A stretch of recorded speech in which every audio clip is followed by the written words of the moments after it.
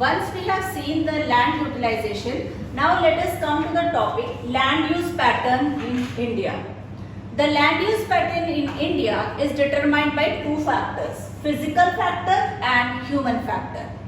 Suppose if I have to grow crop in a particular land, what factors I will look into? I will look into the factors like topography, climate and soil type. If the area is plain, if the land is plain, then only I will cultivate in that area.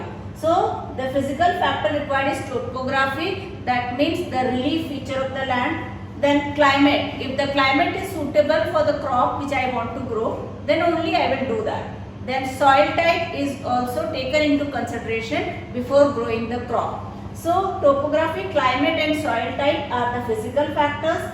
Density, technological capacity, culture and tradition are the human factors which is required for growing any crop.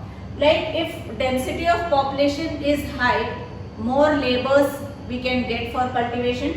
If we can get the technological capacity is there to grow that crop, then it will be easier. And if that crop suits our culture and tradition, then only we will grow that crop.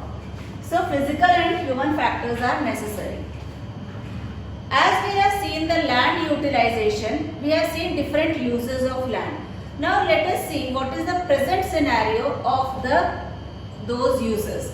Now let us come to the first use, that is permanent pasture. We have studied that some of the land is used as permanent pasture for the grazing land.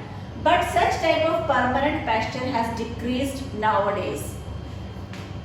Other than current fallow. Current fallow means the land which is left uncultivable for 1 year or less than 1 year.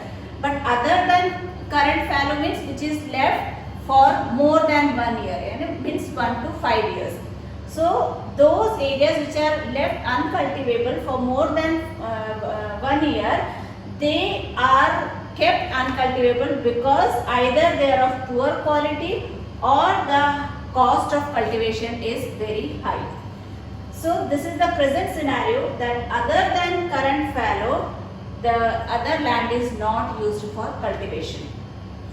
If you see at the net sown area, we will find that the net sown area in Punjab and Haryana is more than 80%. That means more land is used for cultivation.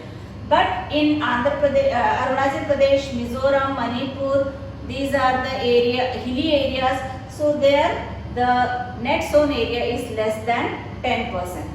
Andaman and Nicobar Islands is full of forest. So there also the cultivation is less than 10%. Now we have gone through the forest area also. So land is used as forest area also. According to the forest policy, 33% of any country's land should be full of forest to maintain the ecological balance. But in India we don't have 33% of forest. We have only 22% forest in India.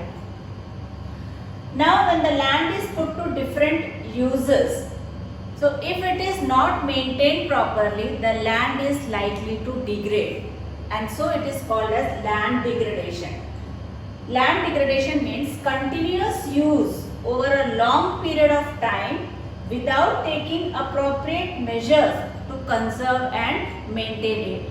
When land is continuously used and it is not getting time to renew itself, then that process is called as land degradation.